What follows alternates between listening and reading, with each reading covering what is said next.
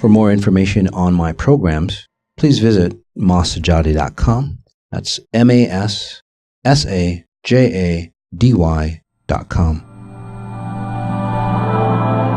Hello, this is Masati. Welcome to my podcast, Exponential Intelligence.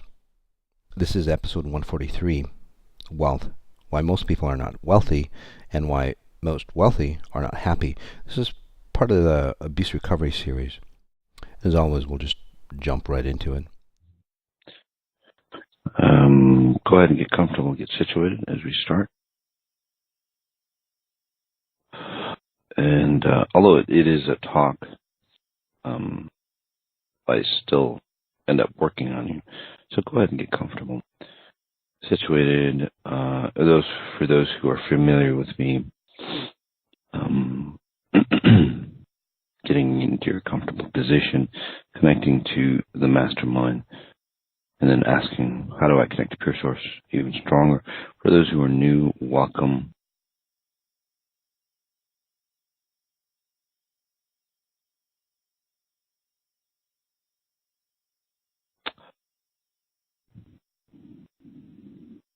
As a note,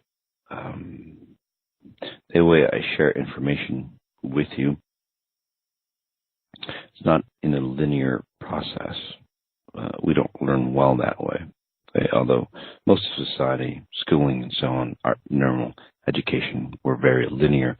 So what that means is that, you learn, we talk about a topic, we open it, we talk about it, we close it, we move on to the next topic. I don't teach that way. It's more spatial, three-dimensional. Okay? So I might talk about, say, several topics and leave it open for you. It allows you to grow and expand and blossom from it. Because once we close off a topic, once we so-called understand it, right? Because we need an ending, right? We need finality in our lives. What happens is that, that information starts to decay almost right away. And so it doesn't benefit you as impactful as it should. Right? So with that being said, it might look like I jump around. That's the reason why. And then also, again, it allows it to stay fresh. It allows it to grow and expand. So this is a fundamental call 3.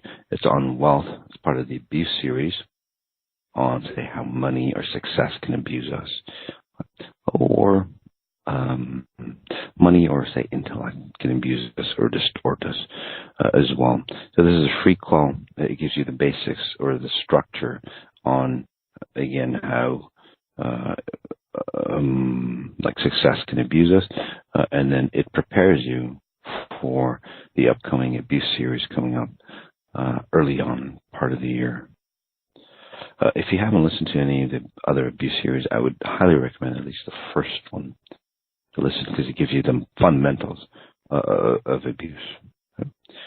This call is called Wealth, Why Most People Are Not Wealthy, and then Why Most Wealthy People Are Not Happy. This call goes deeper than, say, financial abuse. It pinpoints how your abuse patterns affect your wealth condition, and then how, say, something good, like abundance, any kind of abundance, whether, in this case, we're specifically talking about finances or money or wealth, relationships, a good health, or anything. If you're running abuse patterns, can distort you. So, and what abuse has anything to do with wealth, right? Because as we look at it, and this is what happens to most of society, is that this is what happens to most of society, is that, they have this notion that I'm going to work my ass off, make a lot of money, and then I'm going to retire happy. Okay, so that's the bigger picture, most people. And then there's those individuals who go, well, I'm going to make a lot of money early on by creating invention, or doing whatever, investing, whatever it is, I'm going to make money early on, and then I'll be happy. Or, I'm going to get famous, I'm going to get popular, and then well known across the world, and that will bring me in money, and then I'll be happy. However, none of those paradigms will make you happy. It's not about the money. It's about the patterns you run, right? How you operate, how you, say, create life. That makes you happy. So if you're not happy, let's say you make a lot of money, that, say, disconnect or that unhappiness will just get magnified. Most people tend to forget that who you are just gets magnified by success. And that's why the imposter syndrome for many people come about. Because most individuals who come into a successful role, they have this notion that they're not good enough, hence the imposter syndrome. So that's part of abuse. So what does wealth or any sort of abundance have to do with abuse? How do you relate that? Because you're going towards something good, right? You're going towards something that'll benefit you. But again, if you're running patterns of abuse, money becomes a magnifier for you. And let's just talk about money in the first place. Because a lot of times, money, no matter who you are, is put upon a pedestal. Most people will do pretty much anything for money. Look at the Harvey Weinstein case. Look at all those women that sold themselves, right? Had sex with a gross guy just to get the part. And they go, well, I had to do that. Well, we're going to be talking more about that in the next series coming up. But people will do anything to create money thinking that they have to, and they don't. It's all a society's paradigm. Okay? It's become so embellished in our society that you have to, say, work your fingers to the bone, right? You have to give up your life. You have to destroy yourself. You read a lot of success, like success quotes, success magazines, success whatever, on Instagram, social media, books of individuals who've been successful. And then many people go, well, that's what you have to do to accumulate money. I'm not saying that, you don't have to work hard or anything like that, but you don't have to destroy yourself. You don't have to destroy your family. You don't have to destroy your health or anything else to, say, create an abundance or success for wealth. Because many individuals who do that, the wealth that they have or the wealth that they accumulate, and I hear this over and over again to those individuals who become wealthy, they get ill, they're older, and they go, gosh, boss, it wasn't worth the effort that I put into it. Because it doesn't satisfy you, that sort of wealth. And that's why it creates abuse for you. Now, there's different forms of abuse on wealth. One, you have what I just explained, is that you have, say, a mindset that you're going to do anything, and that's what they teach you, right? In business courses, motivation courses, coaching, things like that. You do anything, no matter what it is, to create success, because that's the only way that you get successful. Now, there's a truth in that, but the way that most people see it is not true. It's a total lie, but there's a grain of truth where that comes from. There's a grain of truth where that lie stems from. Okay? Since we don't know the deeper picture, that lie exists, and then that concept or that belief destroys you. Okay? The other aspect comes from religion, where wealth destroys you. So in many religions or spiritual movements, there's this a disparity, right? That the two don't belong together. Kind of like the church and state. It's separated. Although, how can you separate church and state? Because the people who run the state have some sort of, say, religious connection or persona in their in their thinking process. Same thing with here, right? We separate the identity from money and religion, or money and spirituality, and that's the main source of abuse. You go, well, how can that be? Right? Because, just think of it. Most of us think in this format. Okay? If you're a good person, you should only make enough money or be burdened, or be in lack for you to be good in the eyes of God or to go to heaven.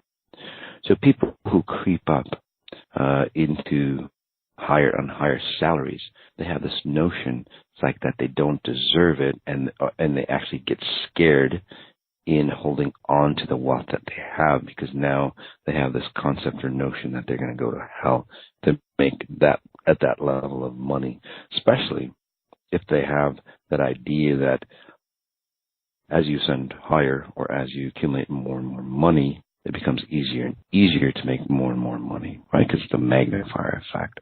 Okay? That's why the rich get richer, because they allow the money to work for them. But that's another seminar. So what happens is that because in religion standards, it's like you got to work, you got to be burdened, right? Otherwise, you're not deserving of the abundance that God gives you. Hence, money is considered that abundance. So we pull away from it because, one, we're non-deserving, and then two, if we get too rich, well, then we're greedy, and then we're in sin, or we're sinners, and then we're not going to go to heaven. In today's society, although everybody, media and so on, right, always pushes the life of luxury as a status symbol of where you want to be, of what you want to be. On the flip side, they destroy those individuals who are wealthy. Right? Political system, right? They're always against the wealthy. It's because the wealthy in the country, any country that you live in, it's because of the wealthy, the poor people are poor. It's because of the wealthy are greedy, the poor people are suffering. It's because of the wealthy, poor people are sick, they're not getting the right health care, and so on like that. All of those are lies, by the way. It's because of the wealthy, because they don't pay enough of their fair share of the taxes. That the country suffers. Again, those are all lies, distortions, and again, forms of abuse that we've been, say, ingrained, that destroy our perception of what wealth comes from, or where wealth comes from. I'm not going to get into the details of how that works, and maybe I will if we have got time. But again, another seminar for that.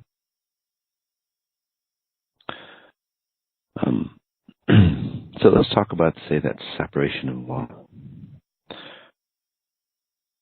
and why that might happen.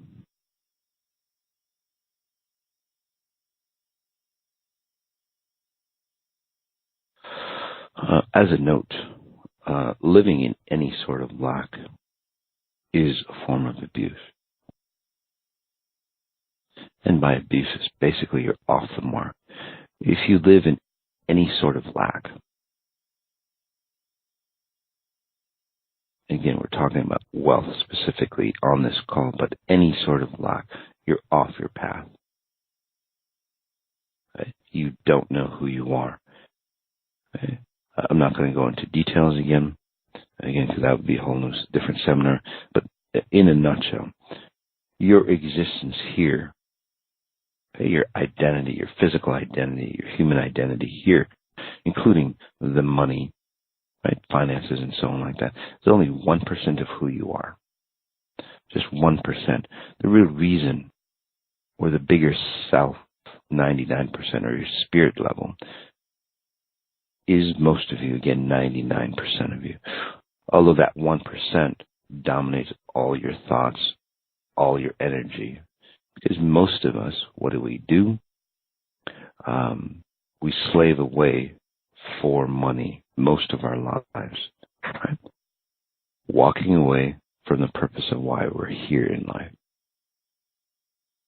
And I'm not saying everybody should quit their job and do, whatever. But the way we do our jobs destroys us. So in a sense, again, money abuses us because we slave away 8, 10 hours a day, 12 hours a day, right? Going to some place that we don't like to do so we can get that minimum wage or meager income, so we can save for retirement, so we can be happy and live our lives. So think of that paradigm. That's what we've been raised. That's what college teaches you, by the way. That's what society teaches you. Right? You grow up, you get an education, you get a job, so you can retire to be happy. So you've spent 3/4 of your life being abused.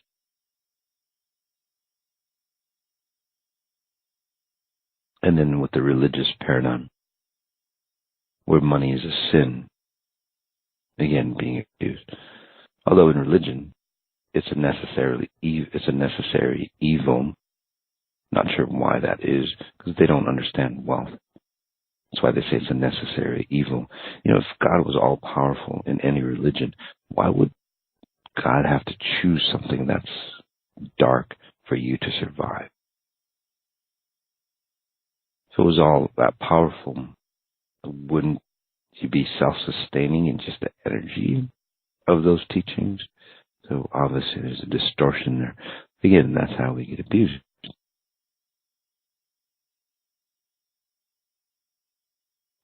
Let's take a deep breath in.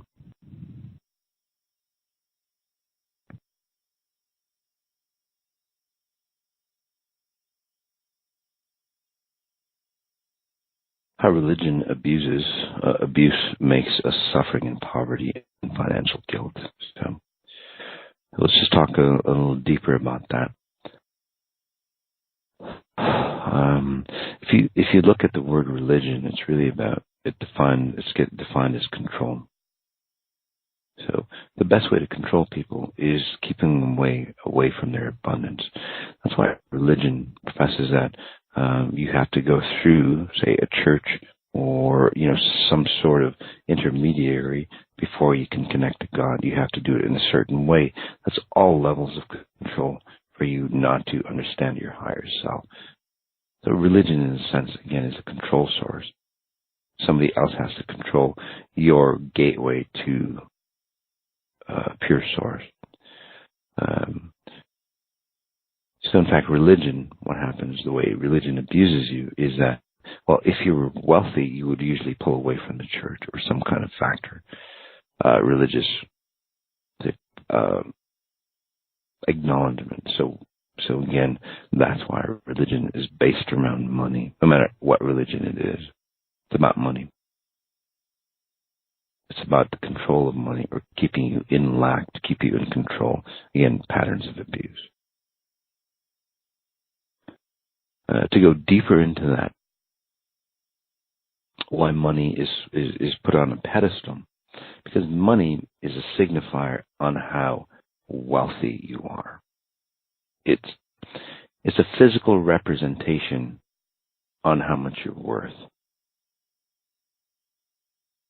So what that means, on how basically it's a physical representation on how awakened you are. And that's why money has been put on a pedestal above anything else. It's not just a form of, say, trade. It has a very, say, spiritual meaning to it. That's why there's a deep connection between, again, spirituality and money. So, in a sense, money is an indicator on how awakened you are at a spirit level. The true meaning of that.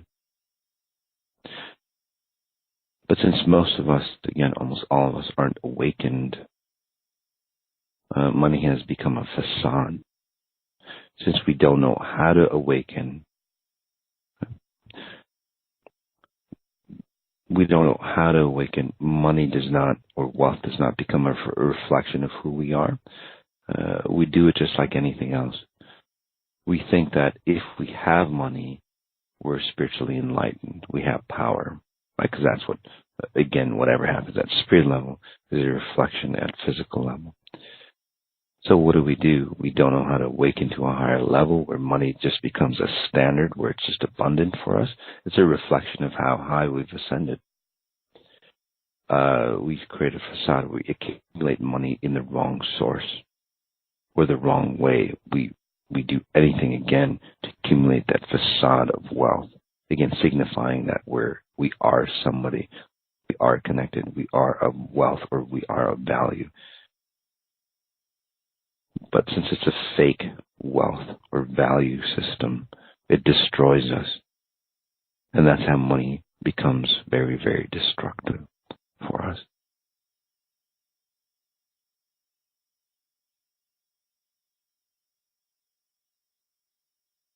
Let's take a deep breath in.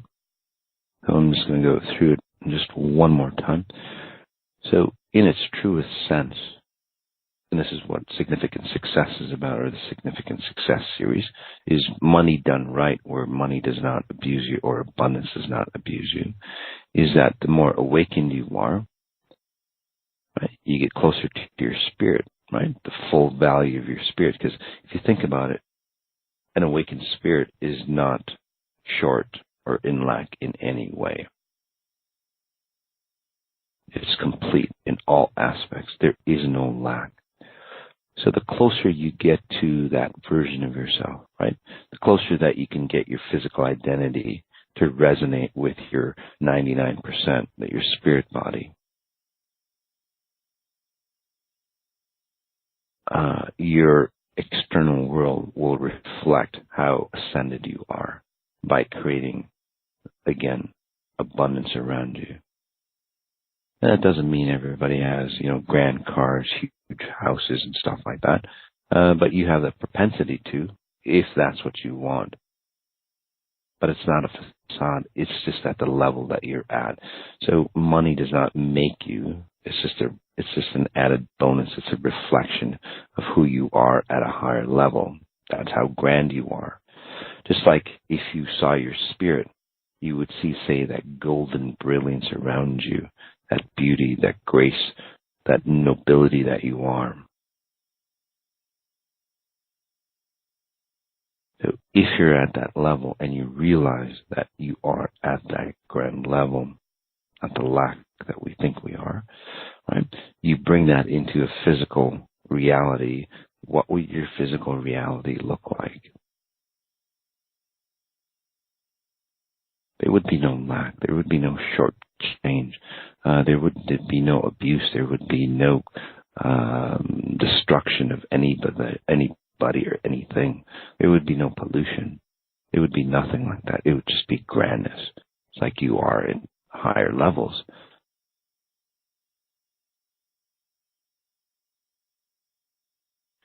And I know some of you are thinking, well, we were brought in this world so we can learn something, so we can have hard times, so we can suffer, so we can understand the higher realms. That's not true. There's not a single ounce of truth into it. It's really through religious standards or spiritual practices, because they don't completely understand what money is about, what money signifies.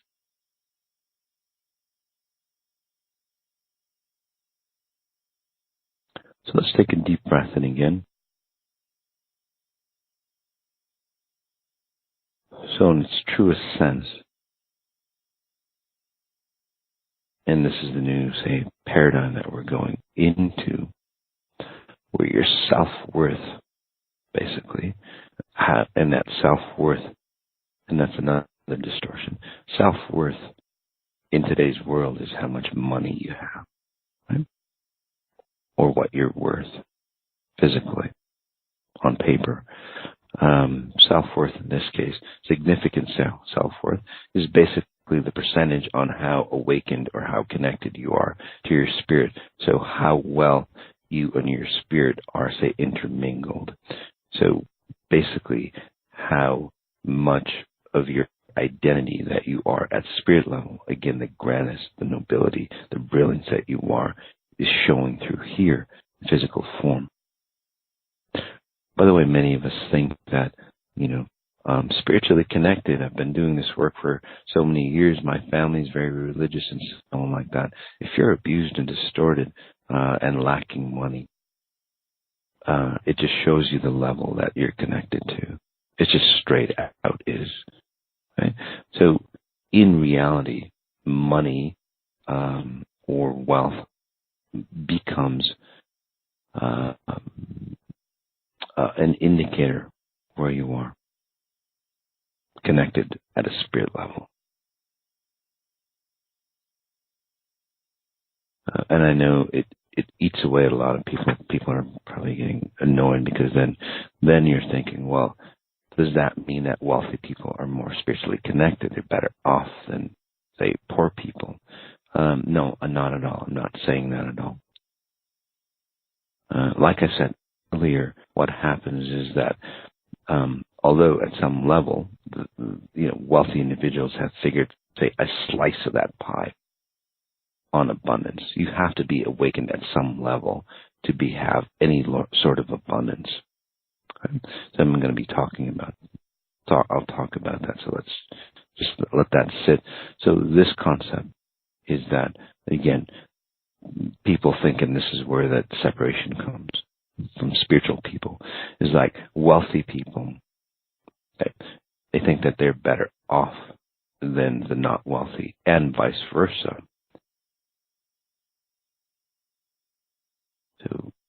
So wealthy individuals think they're better off than the poor people, let's say, or the spiritual people, or the religious people. They move away from religion and spirituality.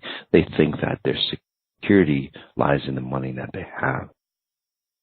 And that's very destructive, very abusive to those individuals. Because now they're providing, or they're thinking that the security comes from a physical source. This is where those individuals who are super wealthy, they lose, the economy goes bust like it did in 2008. There's billionaires that commit suicide. It's not a lot of security there, right? They lose half their wealth. And half their wealth would be, millions of dollars. But again, do you see how that destroys them? A lot of us could live well off for a few $1 million, and you go, I could live that off and be happy. No, you wouldn't. People think that way. But again, like I said, money is a magnifier of the distortions that you are. That's why it's so hard to hold on to money. If you've got a lot of distortions, it just means that you vibrate with those distortions much faster. You break apart faster. So if you're addicted to stuff, whatever it might be, chocolate, sex, drugs, alcohol, you make a lot of money, you have a higher propensity to do the same. Hence all those wild parties that people go crazy and they do really stupid things. And they destroy themselves, and then they end up drug rehab or suicide. And then poor people will go, look, see, that just shows that those people are in sin. And we're going to be talking about that. And poor people are middle class type individuals. You're no better off, and I'll talk about that. So what happens is people who are, say, have a lot of money, they figured a slice of this, a sliver of what creates abundance. But since they don't have the complete 360-degree view, that money destroys them. So as you ascend higher, this is what happens. Let's see. So let's see if I can say that, you become successful very quickly. That makes sense? You've got a lot of distortions. And this is where money abuses you, right? You make a lot of money and then you go, you'll be happy. right? It's going to be abundant for you, but then it becomes abusive for you. And this is the reason why. This is the trajectory. You make a lot of money. You come with you didn't get rid of the distortions. You didn't get rid of your distortions, weaknesses, and so on like that. You make a lot of money, and that money you start to realize that, hey, I'm still not happy. I still have the drug issues. I'm not feeling love. I'm not feeling that deep down inside completeness. So you think you should make more money. So you work harder. You destroy yourself even more to make more money. So you make more money. And then you start to realize that, hey, this isn't satisfying. I have 40 cars, a couple palaces or whatever it is, all these women around me, and I don't know, whatever people think luxury or wealth is. It's like, I'm not happy. And then what happens is that you need to make more money. And then the same thing happens. And then we need to make more and more. And that's where greed comes in with people. And they get greedier and greedier, and they want to control people. They want to have more money. The reason why, like I said, money becomes a magnifier for you. Because at the lower levels, if you're not happy and content, right, money becomes at the lower levels. You have just enough money. It's a small magnifier. And you see that you're not content. But you have a ton of money, and you think that that money that you have should make you happy, should make you complete, should have a peace of mind. But basically, again, it's a magnifier. You see how far off you are, basically how separated you are from your spirit, that disconnect between the 1%, the 99%. Because money is a physical item. So the way we do it, again, is we accumulate through a physical identity of money, right? We buy luxury items. Women or even men, they'll spend, half their salary on a purse that they can't afford, showing off that, hey, this is me. I can afford this purse. Look at me. I'm important. Many people who make a lot of money, CEOs and so on like that, right? They do the same thing with their title. Look at me. I did all this. But deep down inside, they're very, very empty inside. Not my idea of success. I'm not impressed by it. I work with people like that a lot. And the first thing they come to me is like, well, you should know me. You should be impressed by me because I have this title. I made all this money. I'm a billionaire. I did all this work and all this. And I look at them and I go, God, they're ravaged. It doesn't impress me. And then they get even more mad, just like many of you did. Let's go on the flip side, because many people go, well, if I stay poor, then I'm better off than the wealthy. You're no better off. You're just the flip side of the coin, because both sides don't realize the magnificence, the grandness that you are. Right? So you're non-deserving, or you get abused by being in lack. Again, if you're awakened, connected to your spirit, you'd never be in any sort of lack. Both sides basically are in lack. The wealthy individuals, they start to realize how far off they are. Poor individuals, they hold on to the comfort that their spiritual movement, their spiritual acknowledgement, or their religion that they're practicing is going to comfort them. But deep down inside, they have the same fear as the wealthy, very insecure. Right? They have this idea that if they suffer in this reality, that they're guaranteed a space in heaven, so to speak. It's a deep fear. And that's, I don't know who sold you that bill of goods. You didn't even get a receipt for all the burdens that you're going through. You didn't even get a guarantee. But you still believe in it so deeply because you don't know anything else around it. So you're going to hold on to that insecurity, hoping that'll be beneficial for you. And then furthermore, what happens is that you start to pull away from the abundance that you should have being in lack, thinking again you're going to be better off.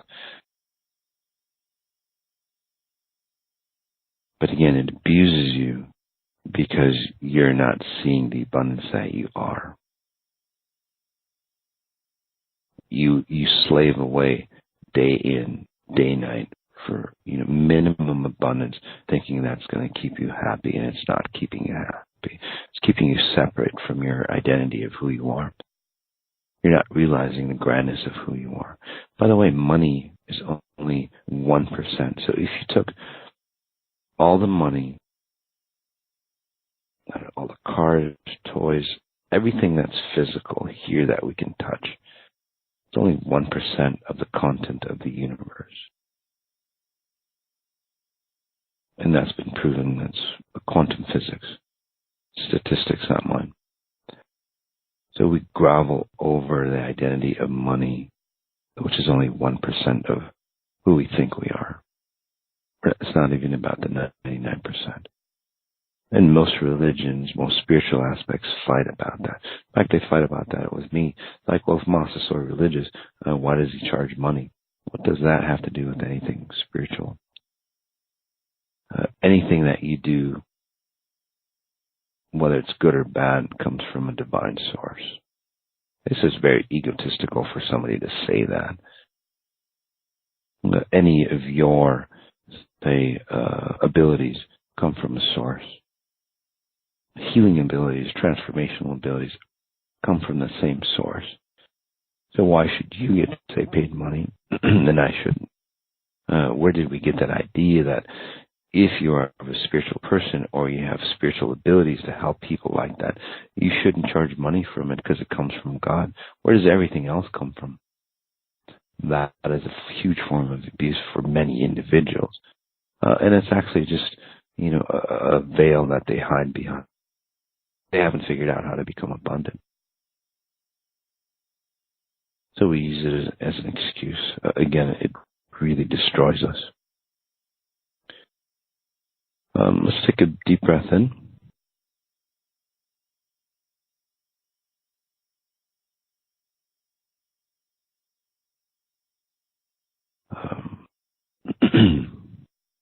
And then we'll jump into the questions here. Why do our distortions get magnified by success or more money? I explained that a little bit. Let's just go into it a little deeper. Because money, or any type of success, is supposed to, and the reason why we want success, okay, it's not about, yes, it's the basics, feeding our family, economics, surviving, paying for the mortgage, whatever it is.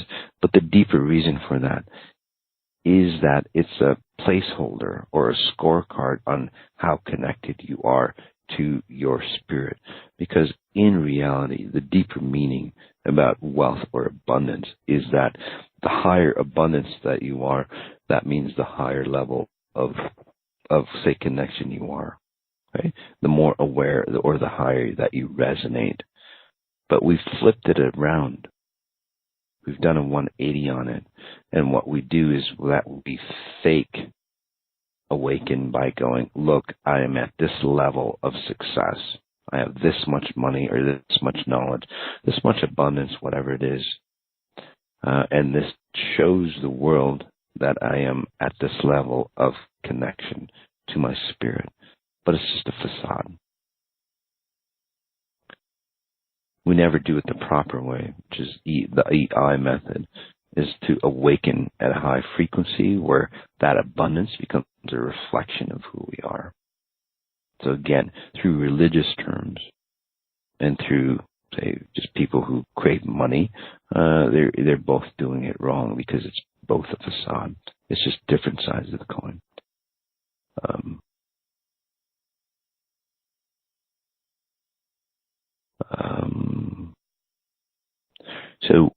So say that you've got a lot of distortions, right? Since money is not brought about the same way, again, money or anything that we have is a reflection of who we are. We come into abundance or intellect, and I use intellect because a lot of people, powerful people, right? Because that becomes power. Knowledge becomes power in this world. distorted knowledge, obviously, but again, that gives you power or a level of, say, abundance or how connected you are.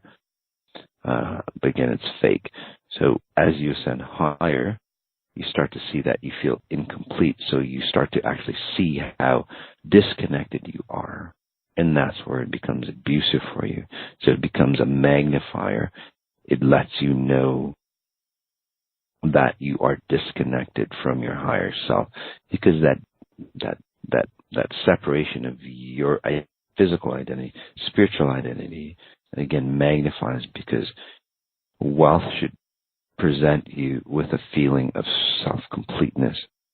And then the more money you have, you go, what the hell is happening? I should be really, really happy here. I should have strong relationships. I should have that completeness with myself. But I don't. I saw a great movie, Bohemian Rhapsody. It's about Queen, the musical group, and the lead singer. Quite amazing. He had everything in the world, very empty, very lonely on the inside. Again, a distorted perception of wealth, which abused him. How abuse patterns reflect wealth. So I talked about this as well. How abuse patterns reflect wealth. So what happens is that, say for example, and this happens all the time,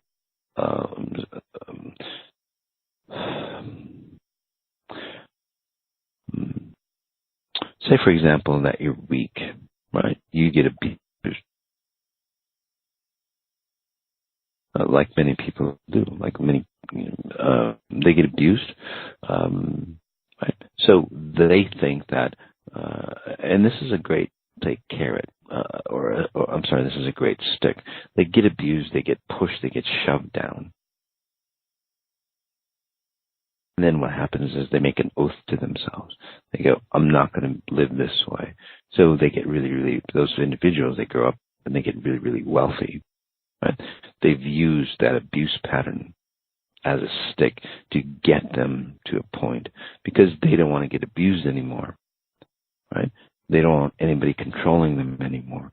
So it was a great stick. It was a great motivator. But now they've become really, really wealthy. However, they're still running that patterns of abuse. They didn't resolve it for some reason. In fact, they might have even sold their ego,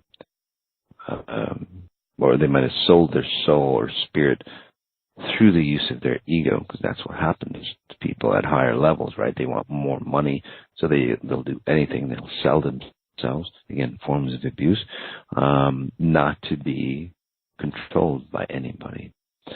Unfortunately, since they didn't, say, heal the patterns of distortion of abuse, money becomes a magnifier. That money will abuse them. So they'll start to become corrupt. They'll start to worry about losing their money. So they start to become a slave of their money. They start to work. Since they're insecure, they need to make more money. So again, that money starts to abuse them. They start to destroy every aspect of their life at a much higher version, at a much, much deeper intrinsic level than they've ever felt, say, physical abuse. It starts to become spiritual abuse. And that's where you hear the stories, and then many people go, well, I'm going to forego the wealth because I'm going to be happier poor. Again, same coin, different side. Significant success does it the total opposite. You purify, you clean up, you strengthen that connection between you and your higher self, your spirit level. Your spirit basically gifts you or showers you with the gifts of abundance. Just like you would, you love your children, you shower them with abundance. Same thing. Your spirit showers you with abundance and luxury items and the beauty of the world, because that's what it's here for. That's why beauty and wealth and amazing destinations and amazing luxury items, things like that, have come about. If done properly, that becomes a gift for you by spirit, so you can experience the physicalness of this world, physical beauty and luxury of this world to pamper yourself, right? You're a Holy Ghost. Your physical form is the Holy Ghost that's very tender to your spirit. You're very special. Many of us destroy the physical realm, the physical body, the physical identity of this reality, and escape into the spirit world. Why did your spirit create such a beautiful, intricate piece of artwork for you to destroy it? Again, another distortion of wealth that abuses you.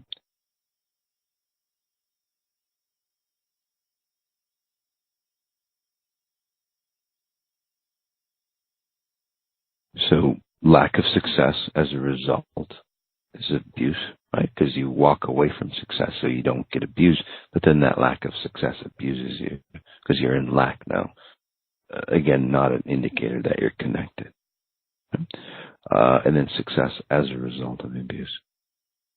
So you move away towards success, not to get abused, but then that what you've gained will abuse you the same exact way. I don't know why Marilyn Monroe comes up, but she comes up. That beautiful woman, honestly, most sensual woman, I guess, in history, according to many, but very, very abused. The wealthier she got, the lonelier she got.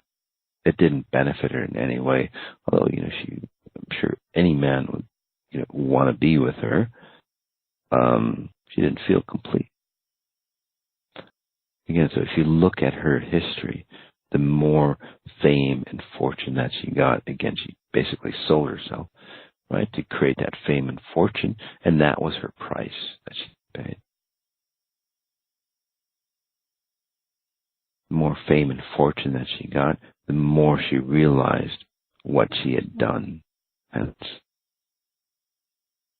what happened to her. By the way, there's tons of families that do that. There's tons of people that sell their spirits. Many of us, not me, but there's just many people around the world that sell their spirit for a lot less than those people who seek fame and fortune. At least they got something out of it.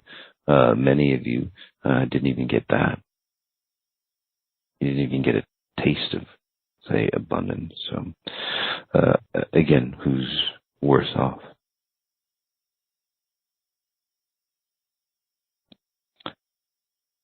How people abuse or sacrifice themselves to gain wealth. Again, the standard is that you have to, say, sacrifice everything to become wealthy. I hear it over and over again in success training courses, the books that I read, or that are out there, right? Those successful individuals said they had to sacrifice everything, and they think that's the standard. It's not the standard. That's what they had to do to become wealthy. And again, their wealth, they still have the same issues as before. So if they didn't do it properly, that's why they had to sacrifice their health, their family, selling their soul to the devil, right, to get to where they got. You don't have to do that.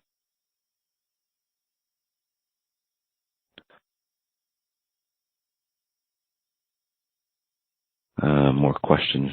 How can we create more financial wealth in our lives, free of distortions? Right? It's really a good question. Well, you free yourself of distortions, wealth naturally comes to you, not the other way around. And that's the problem with society. It's like, well, I'm gonna slave myself away, get the money, and then when I retire, I'm gonna go find myself. By the time you're 60 or 70, it's way too late. So take the time to do it right. Teach your children properly about abundance and that connection to their higher self. Right? You free yourself, you clear yourself up of family distortions and stuff, and then it's a scorecard on where you are. I've worked with I don't know, tens of thousands of people across the world, money naturally starts to show up. Yes, they still have to do the work, but you'd be amazed at how effortless, say, money comes into them as they clean themselves up. And again, it's amazing how it shows up. And it's amazing how you get taken care of. Not just money, but everything else that you need to be provided for. Right? You be provided for, and then you do what you're here, or what you start to focus on what the real reason why you're here, to identify who you are in physical form, not to slave away.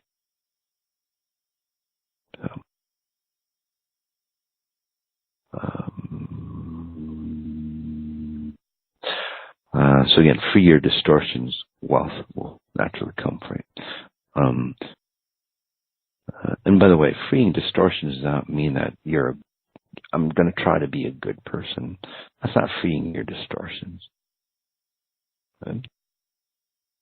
Most people think that way. I'm going to be a good person, and then I should be okay. Money should come to me, or I should be taken care of. If it's not working for you, then you're doing it wrong. Right? It just is. Look at your scorecard. Being a good person is a reflection of how connected you are. So being a good person, doing good deeds, things like helping others, things like that, again, is a reflection on how connected you are. Most people who are on, say, the spiritual or religious route, they do those things the same way people scavenge after money to say that, hey, I'm this connected. People who do great, good things, they help people, they're a good so-called person, they burden themselves, again, by giving away everything to help people. It's just the same distortion as people seeking money. You're just trying to show that you're a good person, so you look good in front of others, including yourself, so you don't get judged later on when you go to heaven or hell. It's the wrong way to do it. Again, your awakening should be a reflection on where you are. Once you awaken, you naturally are a good person. Once you awaken, you can help more people than ever, because you're abundant in other respects. You're not trying to save yourself as you save others. It's like you have a hole in your boat and you're bringing people in to save them. Well, you're going to drown just with them. You're just extending the time of when you drown. So this is really about, say, having a solid boat, and then you can save people. Again, having a solid connection with your higher self, or if you want to call it God, and then you naturally are a good person. You naturally are kind to people. You naturally help people, animals. You save the planet because you're conscientious of what's around you. It's not a facade. It's not fake.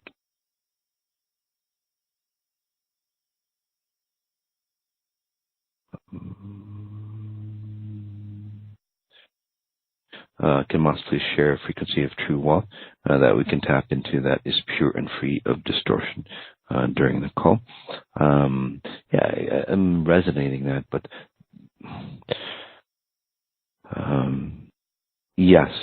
So in one sense, it's good. And the reason why this is good is because, I say our frequency is, say, of non-distorted wealth, right? Or basically our connection to who you are. So what happens is that the good thing about this is that it's like we're on this path. I'm ahead of you going, hey, this is the path, this is the way we need to go. And it's kind of like a lighthouse for you to follow. Okay, so you know where to go. So in that essence is good.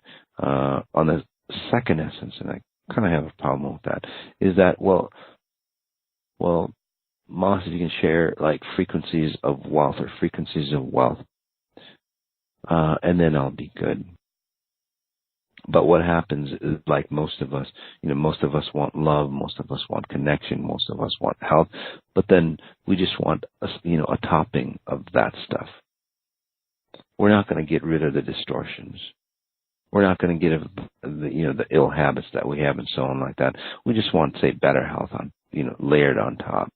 We just want wealth layered on top. It doesn't work that way.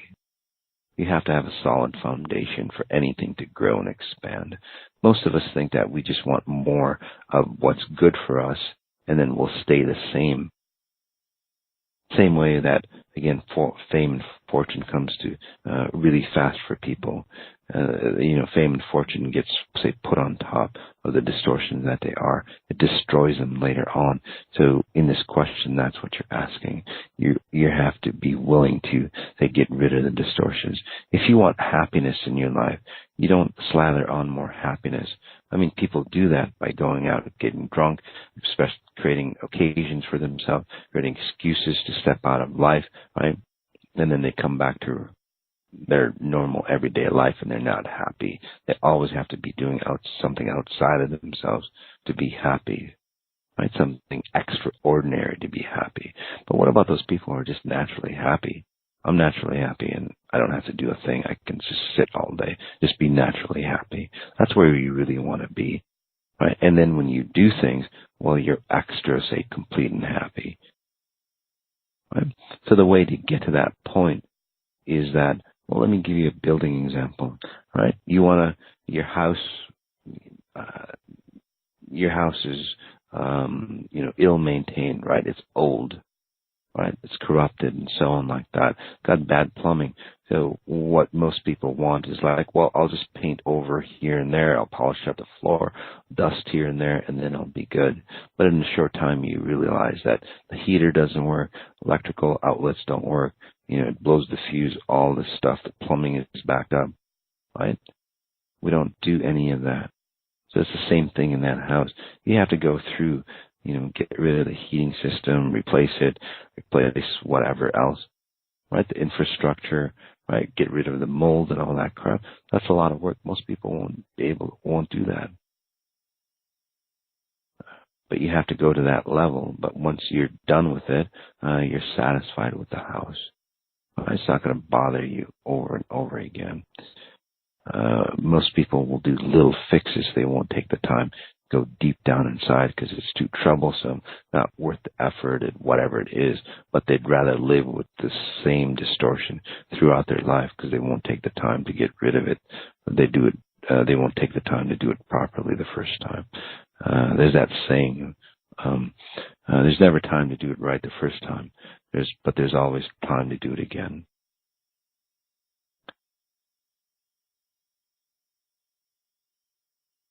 Where have most limited financial programs started?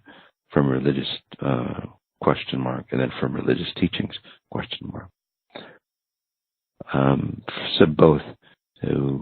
So back in the day, and this is why a lot of I don't want to get into it too much, but a lot of the laws of the church happen. It's all about wealth. So just to give you a point, because the church wanted to accumulate wealth or land, right? They have these priests, and as they died, well, they'd give it away to their families. So they put in place that priests shouldn't marry, should be celibate. The only reason for that is nothing spiritual. The only reason for that is like when they die, they have to give it back to the church because there's nobody else to give it to. Fortunately, that's a huge distortion. Fortunately, there's millions of young boys that get abused just because of that distorted law, so to speak, and it's got nothing to do with God or spirituality or cleansing or anything like that. It's got nothing to do with that. So yes, it's from the religious perspective, and those individuals who are in order, again, no matter what religion, I'm just pointing out one distortion of a religion, but other religions have that distortion as well. It's a source of control. You're supposed to give your money to the church because you don't know what to do with it, because you're going to go to hell or you're going to be, get seduced by it. So let the church or the mosque or whatever control your money for you. You should give it to them because they have a better knowledge on what to do with it, they're not going to get seduced by it. That's distorted as well. And then many individuals, they say, screw the church, screw religion and everything. I'm going to create success on my own. And they go out and they distort themselves by selling themselves and so on, right? To show that they're, abundant. Both sides are showing that they're abundant, but the abundance is just a facade. It's fake. And that's why both sides, you still get that empty sense of well-being. The only way you can connect, or the only way you can get that sense of well-being that everybody's looking for, although everybody does it through a physical way, is to understand yourself and get connected to your sense of self, or your higher spirit, awakened spirit.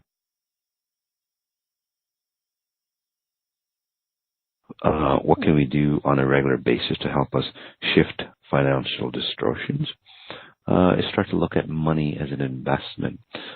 Start to look money as a tool that you use.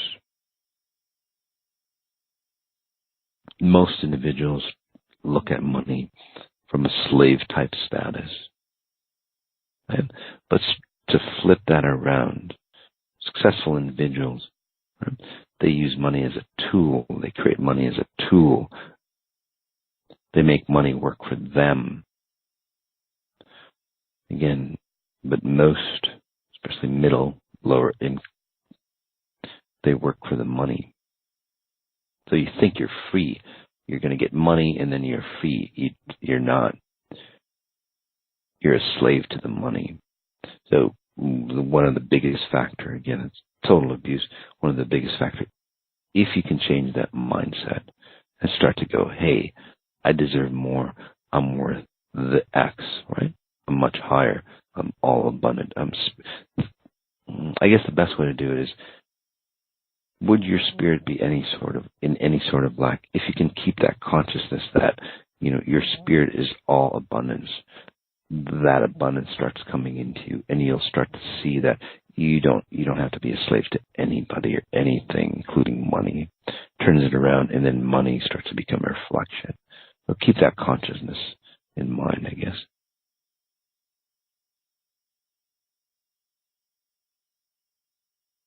So on a regular basis, start to know how abundant and how royal you are outside of money. And then money will be a reflection rather than a distortion. Clarify the teachings that your financial abundance is a direct reflection of the purity of your spirit. How does that reflect or align with someone like Trump? That's a facade. Again, most individuals have, sold themselves. I'm not going to get to the personality or details of Trump. It's not right to talk about people. I mean, you wouldn't want to be talked about in front of people. But so again, most individuals who become successful literally sell themselves, sell their spirit to accumulate confidence and wealth. Not confidence or power and wealth. And that's why they have to keep, using more and more power. They have to control more and more countries or more and more people to maintain their power. It's not true wealth.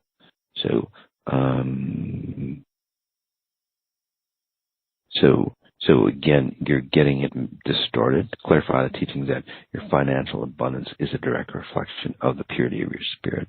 Yes, it's not. It is a direct reflection if done right. But again, most individuals fake their test scores. It's all they're doing. They're basically those people who sell their souls, right? They just bought somebody else's test score and they go, hey, look, I've got a test score, of 100%. Look at me, I've got all this wealth. Again, they sold their souls.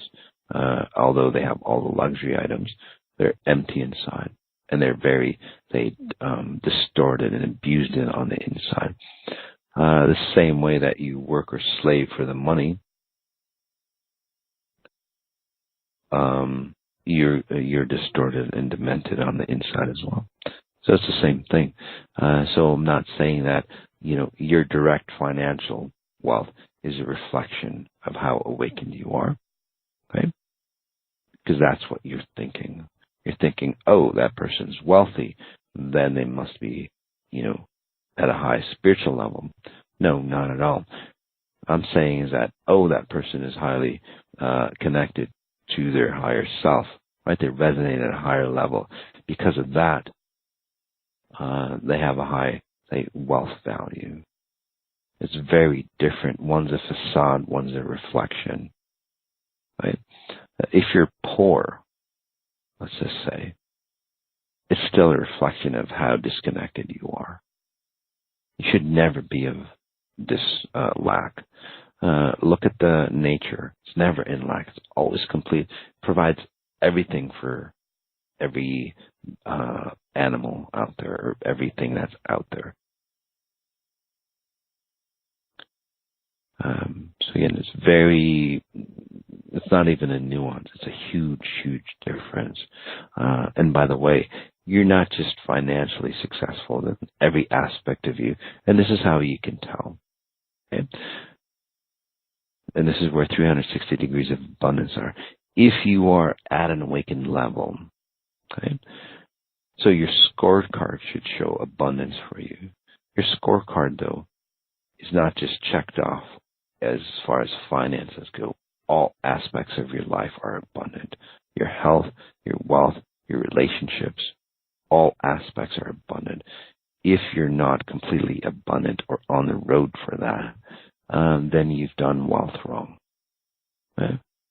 So those people who drive fancy cars and whatever, showing off their wealth, there's nothing wrong with that if they're naturally, if they're all complete all the way around. But again, just like people who don't have fancy cars and live in meager incomes, it's just a reflection or a distortion. So neither side is any better off than they're no better off than any other side. Right? I get that a lot. It's like, poor people or middle income. It's like, well, I'm glad I'm not rich because I have all this. You still have all those issues. It's just that you just don't know it as deep. Because again, as you get wealthier, everybody sees the distortions that you are. It reflects off you, right? You've got a bigger mirror as you become wealthier in a distorted way. People who aren't that wealthy, they've got a smaller mirror. So it's less subtle, but it's the same distortion on the inside. Again, it's the same level of distortion whether you don't have money or you do.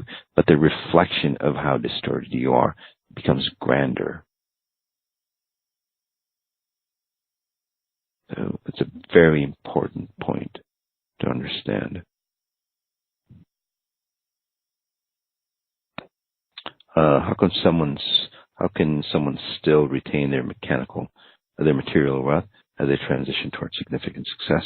Or is it a complete breakdown, like bankruptcy, required to build true wealth for that individual?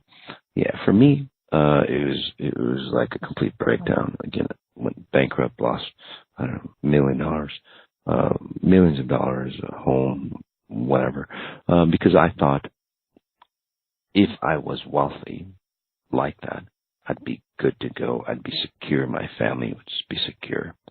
Right? And again, to the levels that you have to reach, or I've reached, I had to say break down at much, much deeper levels than most people have to. Right? Most people don't really want to go to the levels. Although some of you go, yes, I would.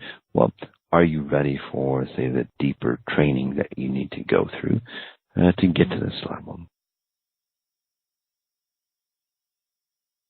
And this is where wealth gets distorted, right? And this is where I go, are you willing to do anything to get to the levels, say, that I got, or to the levels of Jesus or Buddha and so on? That's where that distortion comes from. The distortion comes from is like, are you willing to do anything to get to those levels to create the wealth, right? The money aspect or the material wealth. You shouldn't do anything. You should be cautious of doing anything to get material wealth. However, you should do anything to get to or connect to pure source even stronger. There's a huge difference there. One, as you ascend higher and higher, okay, what you're willing to give up, again, do anything to connect to pure source. You're not going to destroy yourself. You're not going to sell yourself short. You're not going to get abused by anything because you're on the road to pure source. Okay, your desire is so strong to get to pure source. Pure source will not charge you, abuse you, distort you, anything like that. So willing to do anything, basically what you're doing is like you're willing to peel off the facade of who you think you are to get to the real self, to get to closer to pure source. So willing to do anything in that respect because that's what pure source demands of you. Right? If you're willing to do anything for any other reason, you're selling yourself to some other source that demands that you get abused. It's a huge difference. But that's where the incongruency, or that's where that lie that I talked about comes in. People go, I'll do anything for that person I love. You shouldn't do that. That's just a form of abuse. Do anything to make money, right? I'll do anything to go see this famous rock star, whatever it is. That's just an abuse pattern, guys. So be mindful of how you talk. So how can somebody still retain the material wealth as they transition towards significant success? Yes, be mindful that wealth is not an indicator of how ascended you are. Okay, so understand, so you don't have to lose it all as long as you understand the concepts underneath that. The security of what that wealth provides you does not come from the wealth. It comes from how connected you are to your higher self, or how awakened you are to your higher self or pure source. So once that is like locked into you, you don't have to lose the wealth. You can just say accumulate it, right? Or stay stationary. By the way, there's no, say, rule that you have to lose everything to understand or get on the right track. Once you understand the concepts, that's all you need. Right? What is true wealth without money? If we have a good job, family, life, connection to pure source, but are financially solvent, but are not financially solvent, does that really mean we are not wealthy? Well, it depends on what you call your definition of wealthy.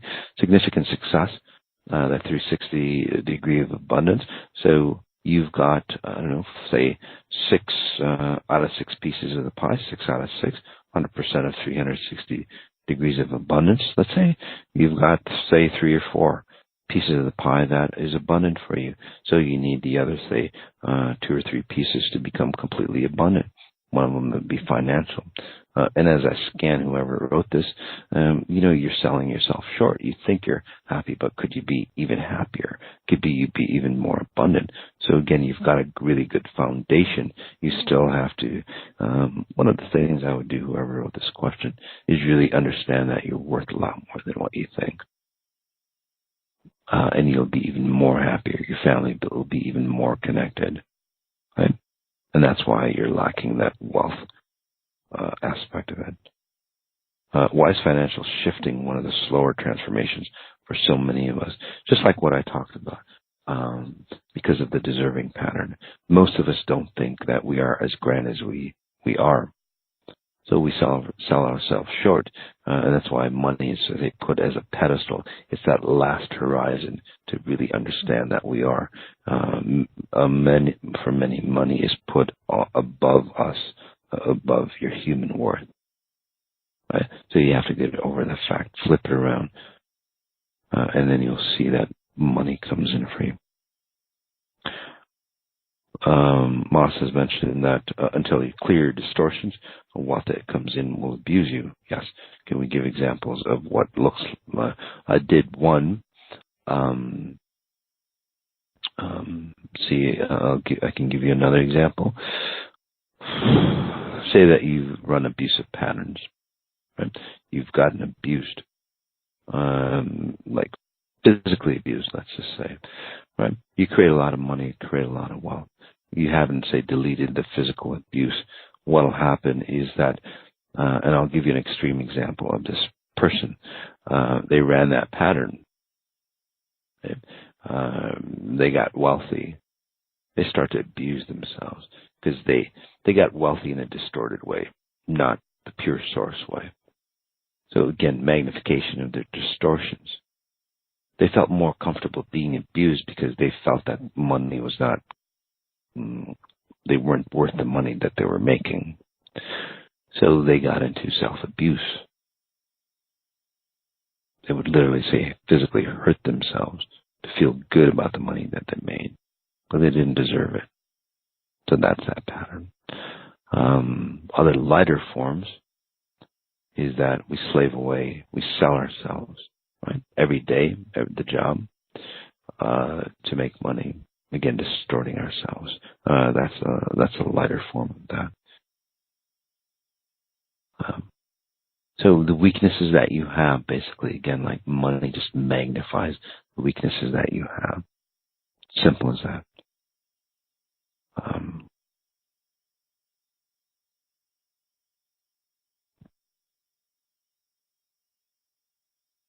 How removing abuse patterns would affect wealth. Lose ambition, lose insecurities. No, you wouldn't lose ambition. Not at all. Most people think that, if you're, say, connected to your higher self, you would lose ambition and desire, right? You would not have fun. That's not true at all. Not true at all.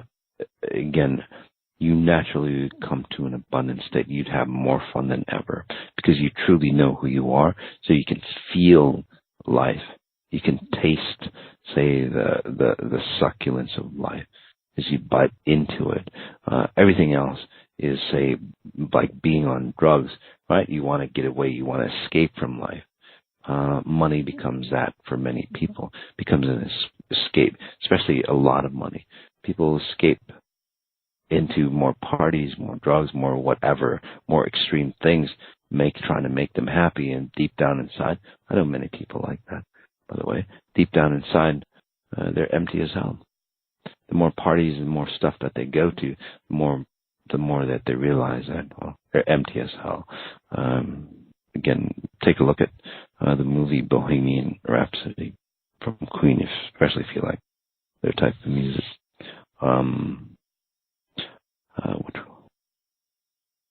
What true wealth is like when we are free of abuse patterns.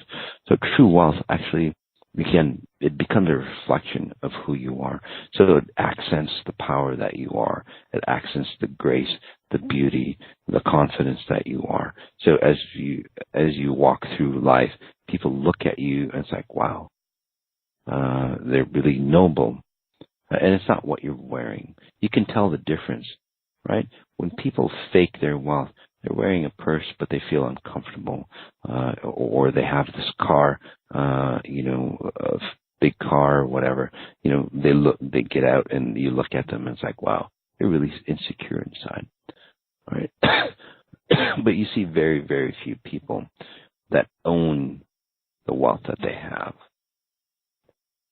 You look at them and it's like, damn, they deserve, that car or that purse or whatever it is, or that luxury item, or that beautiful spouse that they're with. Right? They're that good. Everything is congruent. You can see that congruency. Basically, I guess it's all about congruency.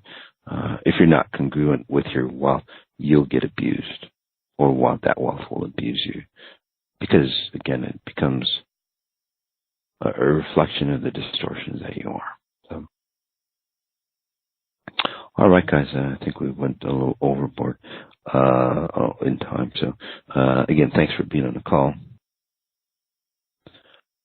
Notice what you notice, guys. Hope that helped you, help you prepare, especially as we get to the end of the year. end of the month. Again, letting go of those old distorted patterns, whether they come from religious, society, spiritual concepts that haven't been working out for you. Again, if you're not abundant in all aspects, then you need to change the way you view your paradigm of, say, connecting to a higher order. Right, guys? And then look at the abuse series coming up. See which one's good for you. And thanks for being on a call. Notice what you notice, and then start noticing the details of what you notice. You guys take care. Bye-bye. If you found this talk beneficial, I encourage you to listen to all 5 free fundamental calls. You can go to Mas-Sajady, that's mas-sajady.com/recovery. You can listen to all 5 free calls and then find out more information on a specific program that'll help you free yourself of any type of abuse where you can reclaim your power.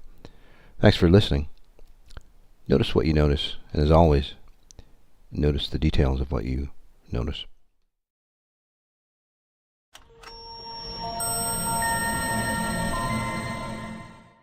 For more information on my programs, please visit masajady.com. That's MASSAJADY.com.